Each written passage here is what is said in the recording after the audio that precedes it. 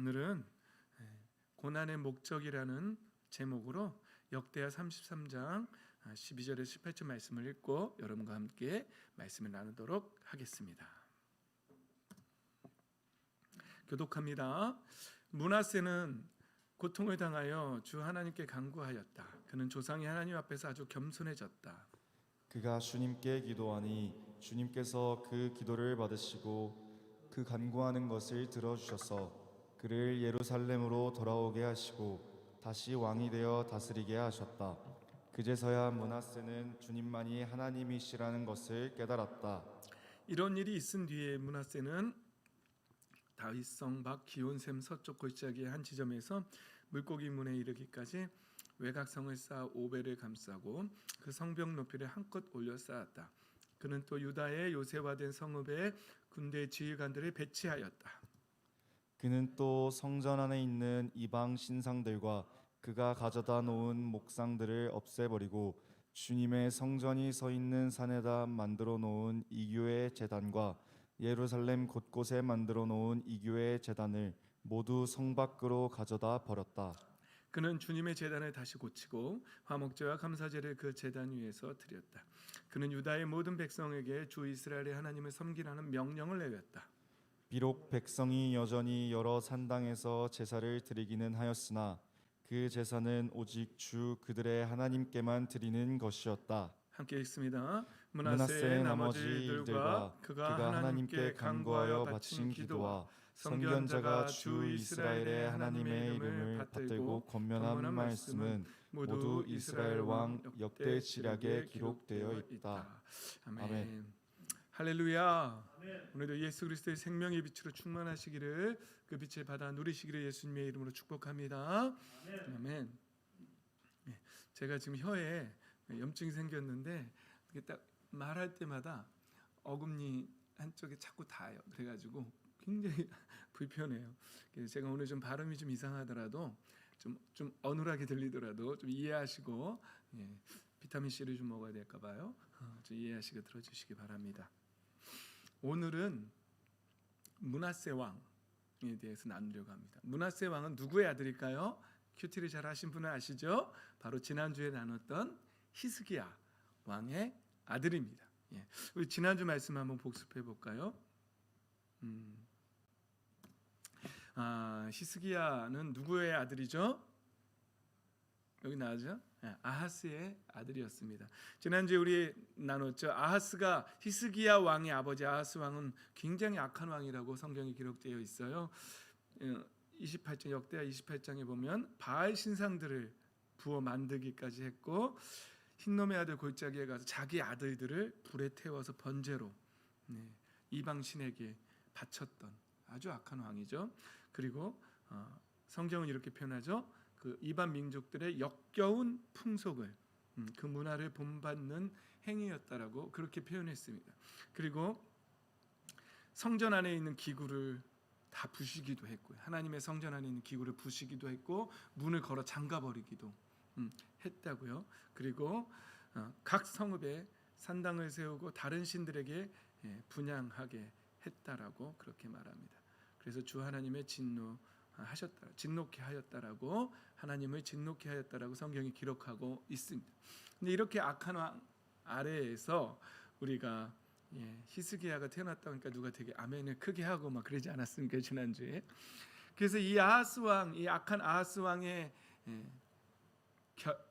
그 결과, 그 대가로 우리가 지난주에 하나님께서 그를 시리아 왕의 손에 넘겨서 많은 사람들이 죽었다라고, 전쟁에서 죽고, 또 이스라엘의 북이스라엘의 베가 왕이 또 쳐들어와서 용사들 12만 명을 또 죽이고, 또 왕자와 국내 대신과 총리 대신을 죽였다라고 그렇게 성경이 기록하고 있고, 또 유다 백성들 중에 많은 아내들과 아이들과 그래서 20만 명이나 사로잡혔고 많은 약탈을 당했다라고, 이렇게 하나님 앞에서 영적인 범죄를 했을 때 이런 하나님 앞에 이런 징계를 받게 되었다라고 이렇게 지난주에 배웠습니다. 그리고 나서 그 악한 아하스 왕 아래에서 누가 태어났다고요? 히스기야 왕이 태어났는데 25살에 왕이 되었다고요. 그런데 성경은 이 히스기야를 어떻게 표현한다고요? 우리 빨간 글씨만 한번 크게 읽어볼까요? 시작. 다윗이 한 모든 것을 그대로 본받아 주님께서 보시기에 올바른 일을 하였다. 아멘. 히스기야는 그렇게 했습니다. 다윗이 한 모든 것을 그대로 본받았다고 말씀대로 살았다는 것이죠. 하나님을 사랑했다는 말입니다. 그래서 히스기야는 아버지 아하스가 걸어 잠갔던 성전문을 다시 열고 부셨던 성전의 기구들을 다시 다 수리했다라고 그렇게 성경은 기록합니다. 그리고 히스기야는 하나님과의 언약을 세우기로 결심했어요. 다시 하나님께 새롭게 살겠다라고 그렇게 결심했어요. 그리고 결심한 사람이 뭘 했냐면 자기 왕가의 죄와 백성의 죄를 속죄받으려고 회개했어요. 자신의 집안의 죄악과 백성들의 죄악을 놓고 회개했어요. 그리고 하나님 앞에 그 속죄제를 하나님 앞에 번제를 그렇게 드렸던 것이지요. 그리고 정말로 중요한 유월절을 예수 그리스도를 예표하는 그 유월절 어린 양을 잡아서 피를 바르는 그리고 그 고기를 먹는 그런 유월절을 다시 제정해서 다시 드리기 시작했다는 것이죠. 그 아하스 그 악한 왕 아래에서 히스기야와 같은 참 선한 왕이 하나님 보시기에 참 마음에 합한 그런 왕이 태어났는데 물론 히스기야도 마지막에 가면은 아주 안타까운 얘기가 조금 나와요. 모든 왕이 그래요. 솔로몬 왕도 마지막에 그랬고요.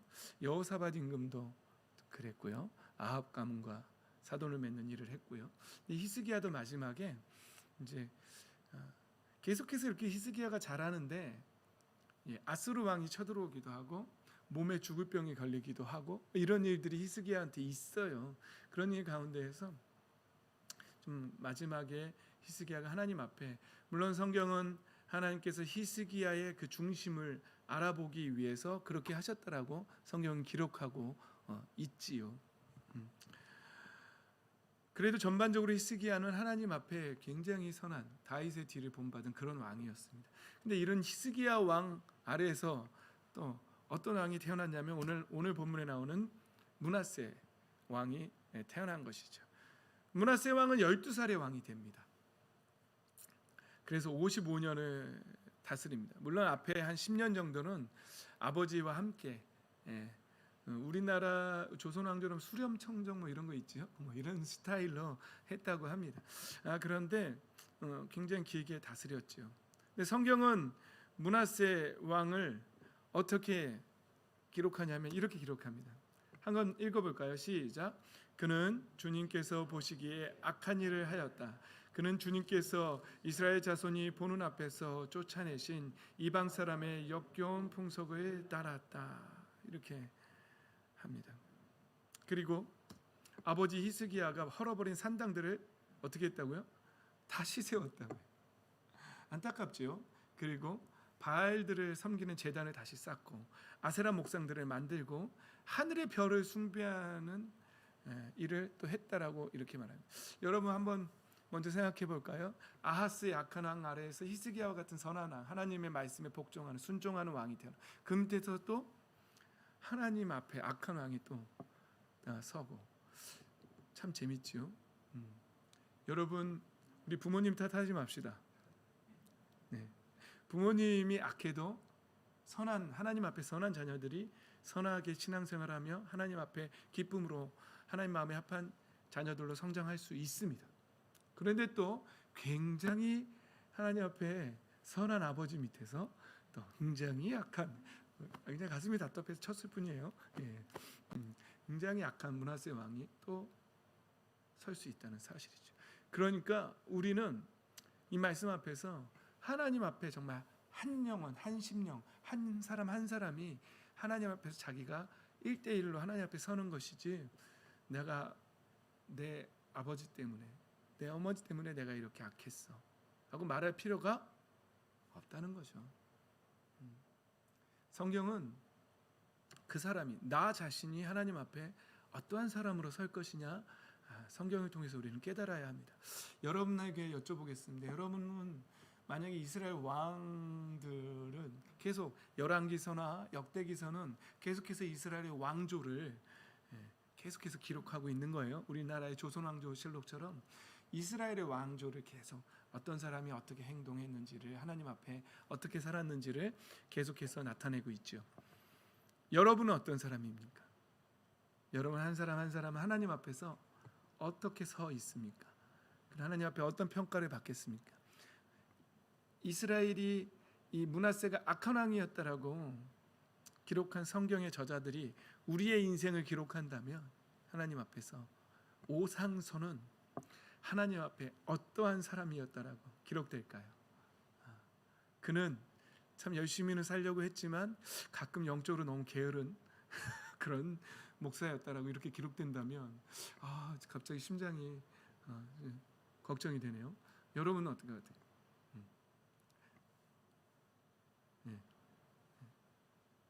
김강민은 하나님 앞에 이러한 삶을 살았다라고 기록된다면 기록되고 있어요.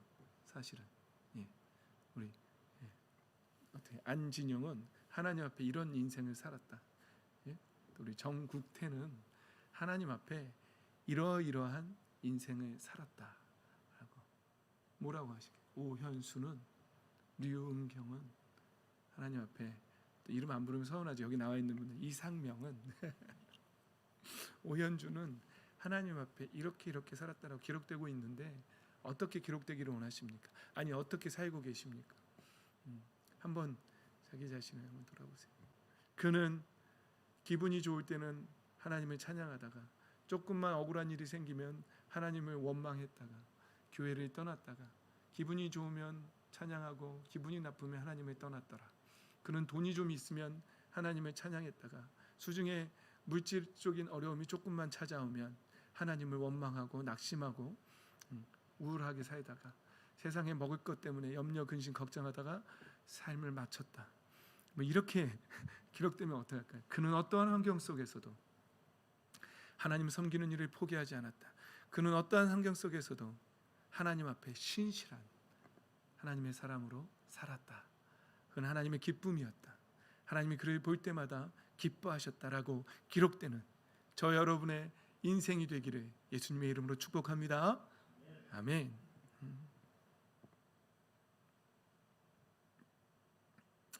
므낫세는 참 안타까운 인생을 살았습니다. 므낫세는 성전 안에도 하나님을 예배하는 그 성전 안에도 이방신을 섬기는 제단을 만들었다라고 성경은 기록합니다. 거의 뭐 할아버지 아하스 왕하고 더했으면 더했지 덜하지 않는 그런 왕이었습니다. 성전 안팎 두 뜰에 성전 뜰에도 하늘의 별을 섬기는 제단을 하늘의 별을 어떻게 섬겼는지는 모르겠어요. 여러분 잘 생각해 보십시오. 지금 이 시대의 우상은요, 우리는 뭐 그런 사람들 없죠. 므낫세처럼 또 할아버지 아하스처럼 아들들을 어떻게 했다고요? 또 아들들을 불태워서 제물로 바치는 끔찍한 짓을 했다는 거죠. 엄청난 거죠. 그리고 점쟁이 불러서 점치게 하고 마술사를 시켜서 마법을 부리게 하고 악령과 귀신들을 불러서 무당들을 통해서 귀신들을 불러서 내일이 어떻게 될 것인지를 물어보곤 했다는 것이죠. 그래서 그렇게 악한 일을 하고 주님께서 진노하시게 하였다라고 말합니다. 어떻게 보면 므낫세는 이런 묵상도 되어요. 참 영적인 사람이었던 것 같아요. 이런 거에 관심이 굉장히 많았던 사람인 것 같아요. 하늘의 별을 보고 점치기를 원했고 좋아했고 무당을 찾아가서 점치기를 좋아했고 그런 거죠. 그런데 여러분 지난주에도 제가 말씀드렸듯이 우리가 제사 문화에 대해서 제가 말씀드렸잖아요. 제사 지낼 때 어떻게 한다고요?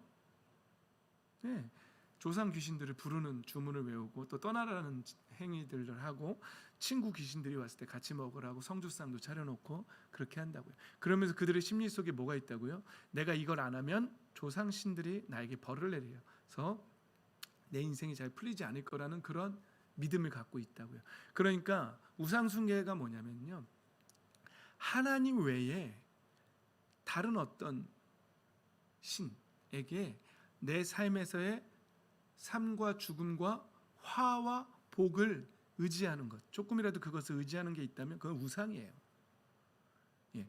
그래서 제사를 지낼 때도 그것도 조상신을 섬기는 그 심리가 있기 때문에 나에게 복을 줄 거라고, 내가 조상의 무덤을 양지바른 곳에 풍수지리소를 입각해서 잘 쓰면 자손만대가 복을 얻는다는 그 믿음, 그것도 하나님 외에 다른 신을 통해서, 다른 방법을 통해서 복을 얻으려고 하는 거죠.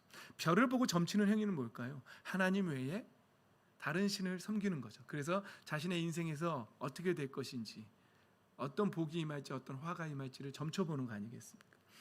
여러분, 요즘 대중문화에서, 매스컴에서도요, 타로로 이렇게 점치는 모습들이 가끔 TV에서 재미로 이렇게 해주더라고요. 좀 불쾌해요. 왜 대중문화에서 저런 걸 해주는지. 왜냐하면 그런 카드에 나오는 그림을 가지고 그 사람의 화복을 점쳐주잖아요. 길흉을 점쳐주잖아요. 그럼 그 사람들이, 여러분들도 그런 적 있어요? 하나님 외에 다른 어떠한 것으로 내 인생에 길흉을 점쳐본 적 있으세요? 화복을? 예? 토종비가 보면서 신년에 동쪽으로 가면 뭐 물을 조심하고 뭐 불을 조심하고 귀인을 만나고 어느 방향에서 귀인을 만나고, 내 인생의 길흉과 화복을 하나님의 다른 어떠한 도구들이나 다른 어떠한 신령한 존재들에 의지해서 그것을 의지한다면, 점쳐본다면 그것은 성경에서 말하는 우상 숭배와 다를 것이 없다는 사실이죠. 만약에 이 말씀을 듣는 여러분들 가운데 하나님의 전능하신 하나님, 창조주 하나님, 우리의 주인 되시는 창조주 하나님 외에 다른 신을 의지해서, 다른 어떠한 도구를 의지해서 나의 길흉을 점쳐본 적이 있다면 하나님 앞에 회개하시기 바랍니다. 하나님이 가장 싫어하시는 것이 바로 그겁니다. 하나님 외에 다른 신을 섬기는 것, 하나님 외에 다른 것을 의지하는 것, 나에게 복을 줄 거라는 마스코트를 목에다 걸고 다니는, 그 어떤 행위들도 하나님은 용납하지 않으십니다. 그래서 하나님은 십계명에서 하나만 된다고 하셨어요. 나 외에 다른 신을 섬기지 말라. 그리고 제2계명도 너를 위해 어떠한 신을 만들다든지 그것에 절한다든지 우상을 섬기지 말라고, 그렇게 십계명의 첫 번째, 두 번째 계명이 그렇게 나와 있습니다. 그러니까 하나님이 가장 싫어하시는 게 그거예요. 하나님 외에 다른 것을 의지하는 것. 그런데 제가 지난주에 우리가 세 가지의 큰 3대 어두움을 물리쳐야 된다라고, 자기 인생에서 물리쳐야 된다고 제가 말씀드렸잖아요. 첫 번째가 뭐였죠? 내 성품 안에 있는 어두움을 깨트려야 합니다. 두 번째가 뭐라 그랬죠? 이 세상을 사랑하는 마음. 이 세상을 사랑하는. 세 번째는 바로 우리 집안이나 내 가문에 내려오는 이런 우상을 섬겼던 것들에 대해서 그것을 깨트리고 그 저주를 끊어내야 된다는 걸 제가 말씀드렸잖아요. 그런데 여러분 잘 보십시오. 여러분, 우리 가운데 지금 이 시대를 살면서 바알 신을 섬기고 아세라 목상을 세우고 이런 사람들은 없지요. 사실은 없어요. 그런데 우리는 다른 신을 섬기고 있어요. 그게 뭐냐면 이 시대에는요, 물질 만능주의의 그 만몬신, 물질의 신을 섬기고 있습니다. 하나님은, 그래서 예수님은 두 주인은 안 된다고 하는 거예요. 하나님과 물질, 이 주인이 된다는 거예요. 물질이, 만몬이 주인이 될 수 있다는 거죠. 그것 또한 우상 숭배라는 것이죠. 그래서 성경은 우리가 철저하게 하나님 외에 이 세상을 사랑하는 문화지요, 그런 것들을 제거해야 한다는 것이죠. 그걸 제거할 때 우리의 인생에 하나님의 풍성한 은혜가 임하게 될 줄 믿습니다. 아멘. 그렇습니다.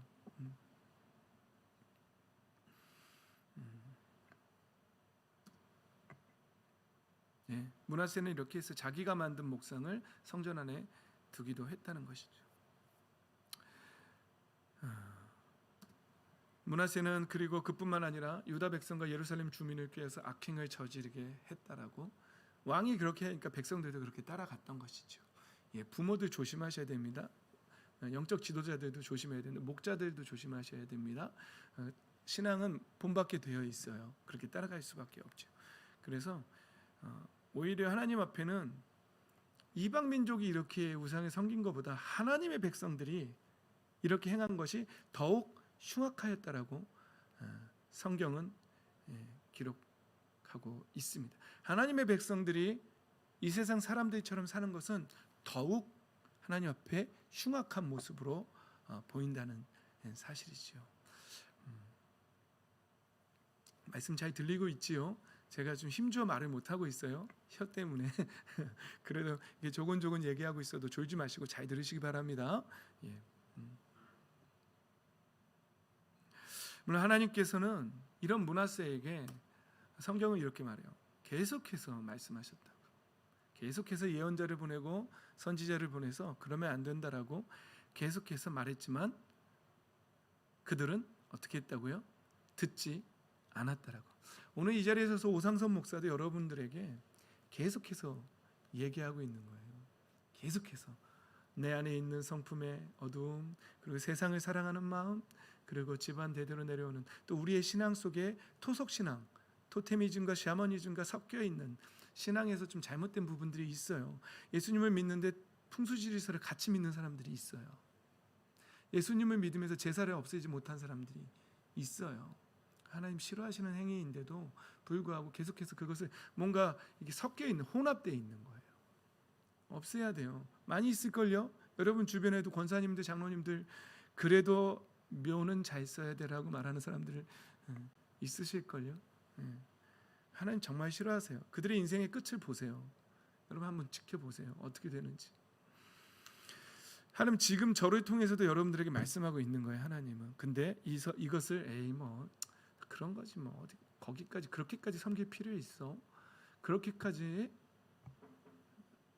여러분 선택하십시오.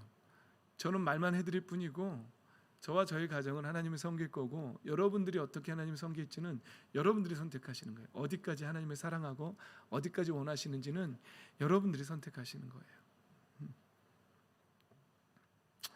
이제 므낫세의 결과를 봅시다. 므낫세의 결과.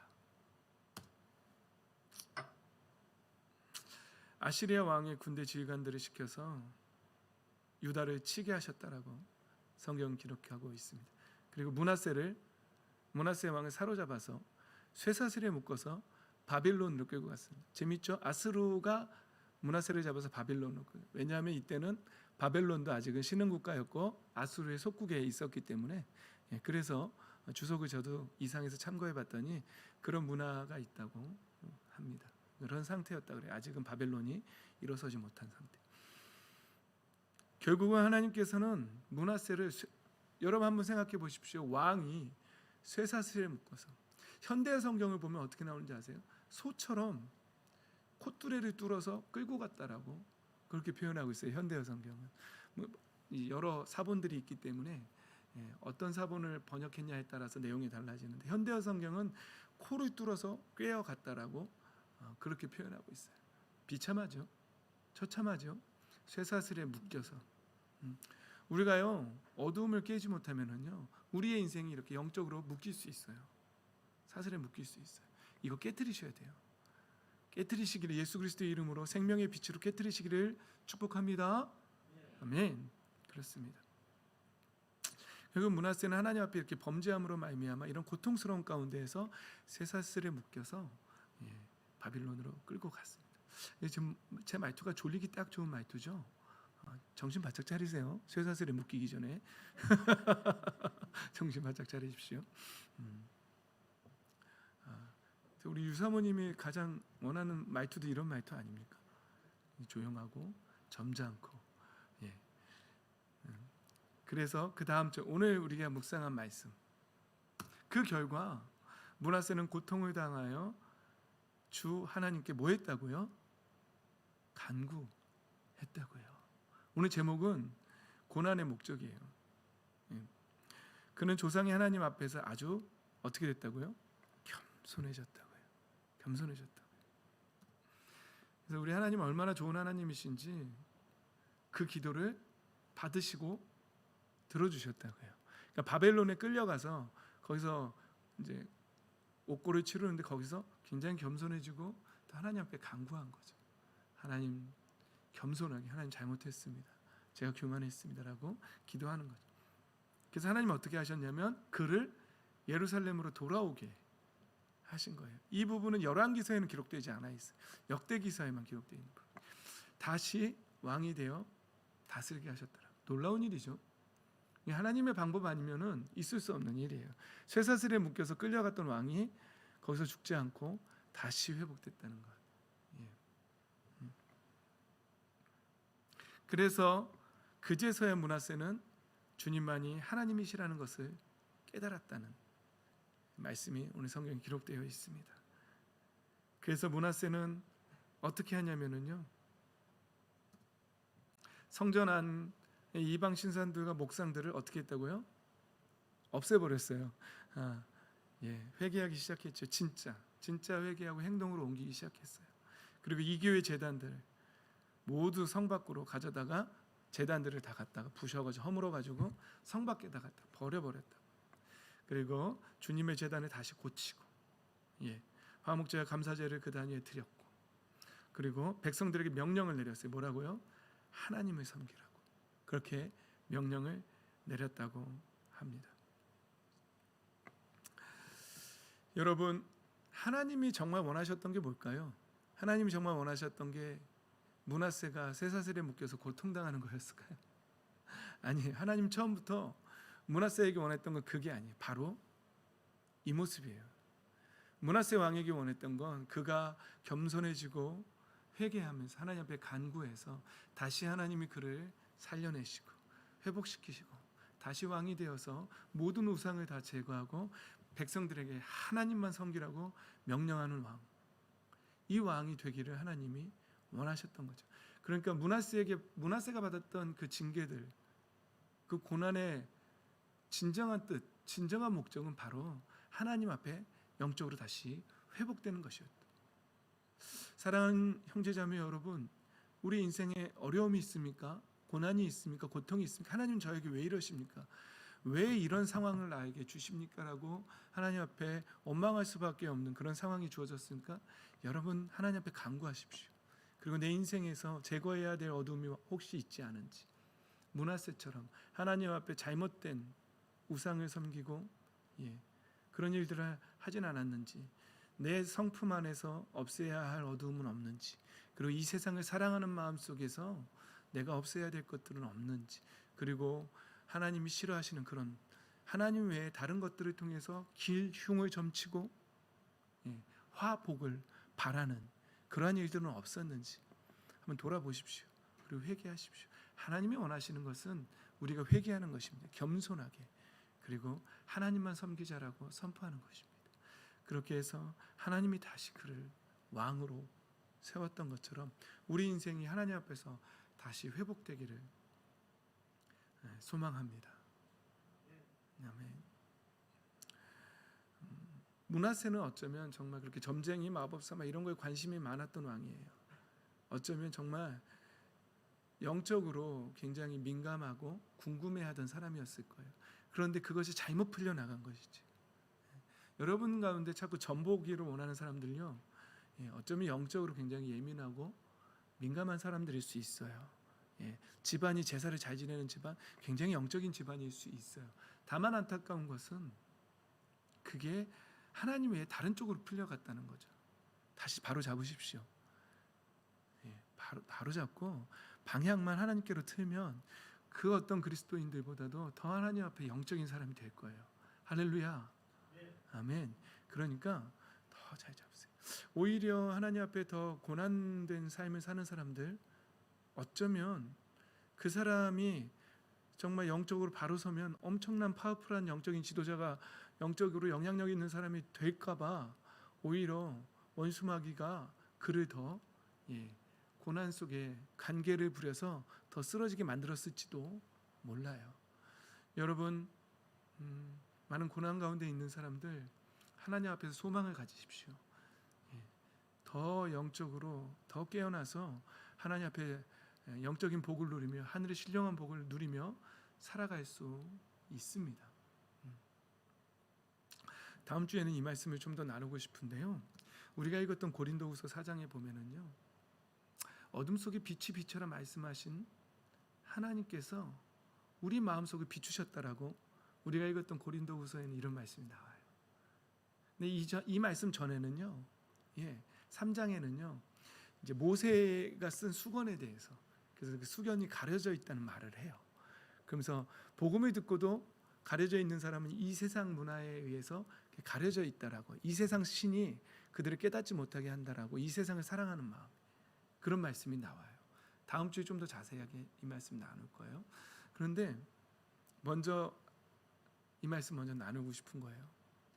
하나님께서 이 세상을 살아가는 우리에게 많은 사람들이 이 세상신, 그게 뭐예요? 사도 바울이 말한 이 세상신, 만몬이죠.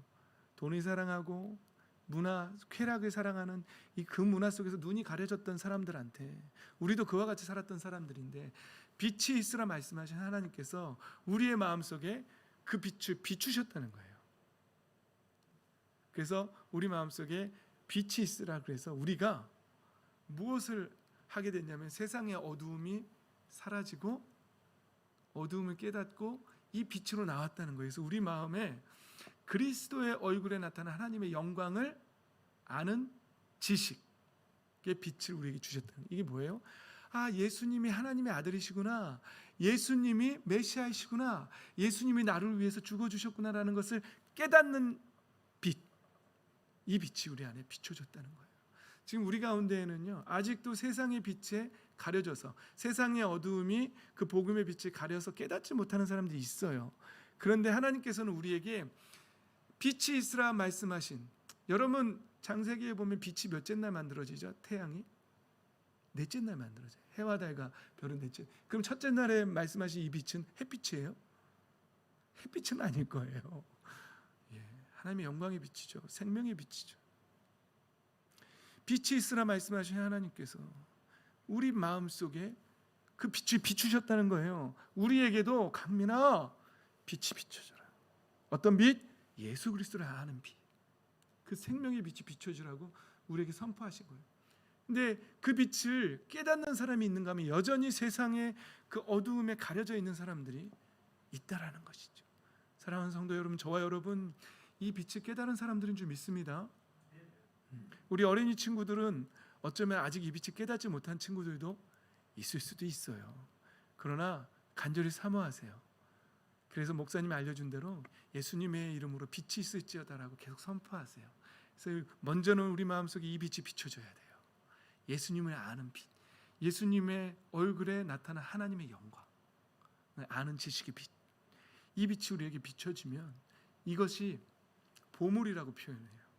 그리고 우리 연약한 이 질그릇 안에 이 보물을 간직한 사람들이라고 성경은 말해요. 근데 그것이 4장 7절 말씀에 보면 뭐라고 나오죠? 이 엄청난 능력, 이 엄청난 능력이 우리에게 있는 것이에요.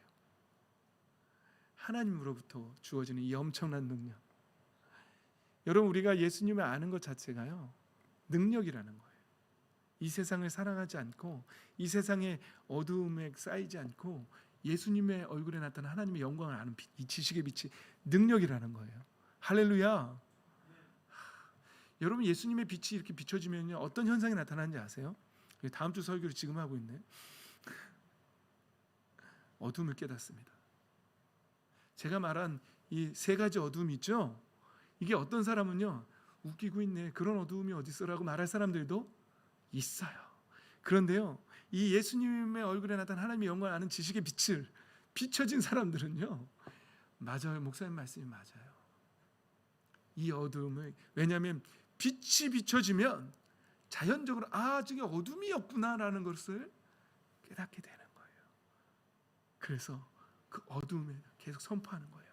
어둠은 예수 그리스도의 이름을 명하노니 사라질지어다, 깨질지어다라고 계속 명령하는. 그리고 자신의 삶 속에서 그 어두움들을 계속해서 제거하려고 애쓰고 노력합니다.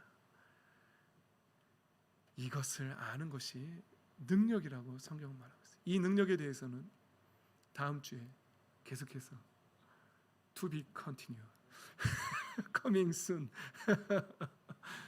하도록 하겠습니다. 말씀을 마무리하겠습니다. 나오시고요.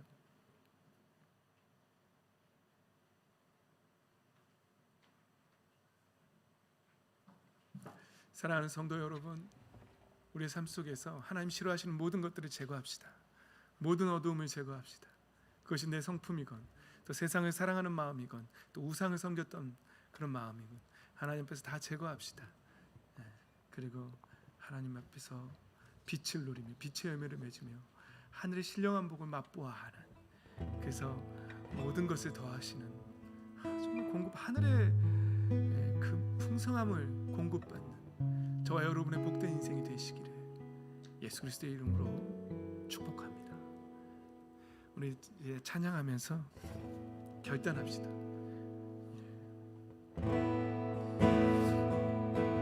히스기야 왕이 결단했던 것처럼, 어둠을 없애겠다고 결단했던 것처럼 우리 시간에 이 찬양하면서 주님을 가까이 하겠다는 것, 세상을 멀리하고 세상을 사랑하는 어두움들을 끊어내고 주님과 함께 동행하겠다고 결단하며 고백하며 나아가도록 하겠습니다. 찬양합시다. 내 주를 가까이 더욱 가까이 주님을 가까이 하며 주님을 가까이 하며 내게 복이라 내게 복이라 내 평생 소원 평생 소원을 내 평생 소원 내 평생 소원 영원한 주의 나라 안에서 영원한 주의 나라 안에서 우리 한 번 더 하면 좋겠어요. 내 주를 가까이, 더욱 가까이, 주를 가까이 더욱 더욱 가까이 주님을 가까이 주님을 가까이 하며 내게 복이라 여러분의 소원은 무엇입니까? 평생 소원 여러분 가슴에 손을 얹고 정말 물어보십시오. 내 평생 소원은 무엇입니까? 내 평생 소원 영원한 주의 나라 안에서 사는 것 우리 고백하며 선포합니다. 주를 가까이 더욱 가까이 주님을 가까이 주님을 가까이 하며 내게 복이라 내 주를 가까이 더욱 가까이 주님을 가까이 하며 내게 복이라 더욱 가까이 더욱 가까이 주님 앞에 나아갑니다.